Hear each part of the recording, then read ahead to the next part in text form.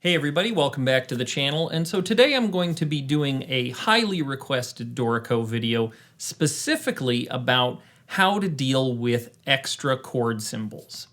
Now, Dorico has some really powerful tools and really powerful customization. Unfortunately, chord symbols are still pretty darn complicated. Okay, so I've opened up a document here that looks okay, but what I want to show you is this one has a broken chord symbol library.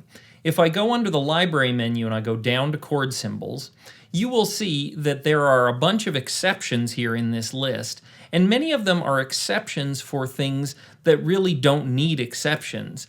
And you'll see that we have a bunch of extra roots and other things that have been sort of added to this chord symbol. We have weird adaptations, and we have strange versions that have all basically been taken apart because in the attempt of this user to try and make this song what they wanted, they basically broke the defaults in Dorico. So if you end up in this situation, there's a couple of ways we can do this. And the first one that is really frustrating is you'll come down here and you'll look for the trash can because you think, well, I want to get rid of this, but you can't because it's all grayed out. And that's because what has happened in this case is someone actually came in and edited the actual standard chord symbols in Dorico. These are not actually new chord symbols that didn't exist in Dorico. These ones were actually the regular chord symbols like B flat minor 7, and somebody came in and changed it. And Dorico won't allow you to just delete minor 7 because that is a very common chord.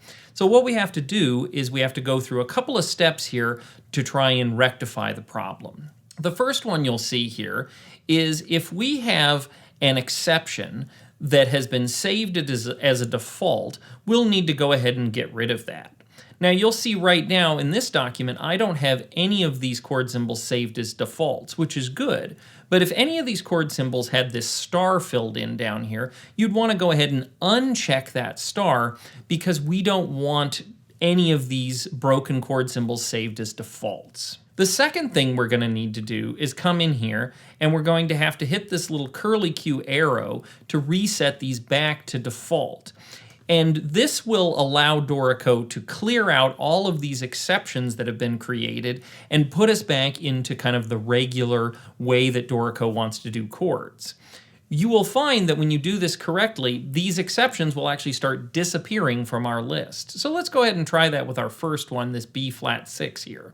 You can see the user who was working on this file had made a bunch of exceptions for different kinds of roots because they were trying to edit the symbols and the sizes, and they ended up with all of these overlying adaptations. So what we're going to do is we're going to go ahead and hit the little curly Q here to reset this back to default. Now you'll see it disappeared from the list because what it has done is it basically just shooed away all of these broken parts from Dorico and said, nope, these are all invalid and get rid of them.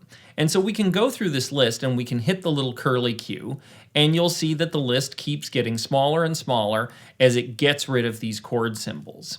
The other thing you'll find is in your document, any chord symbol that used any of these exceptions, they will actually be reset back to the way it should appear. So as we go through the list, we can keep hitting the reset button to set all of these back to their standard and get rid of all of these exceptions. Okay, now I'm back down to my smaller list, and I'm going to go ahead and hit OK to save those changes.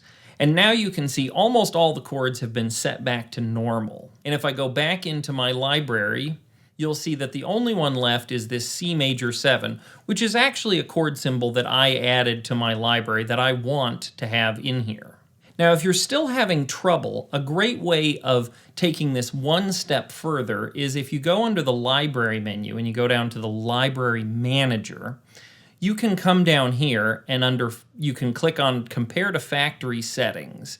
And then if you were to go ahead and bring over all of the factory defaults into Dorico, it will actually clean out the rest of your chord libraries. Now this is a per document option. So you can see now that this document has been put back to absolute default, if I was to close it and open up one of my own documents, you'll see that all of my default fonts and my one single chord symbol exception is still maintained.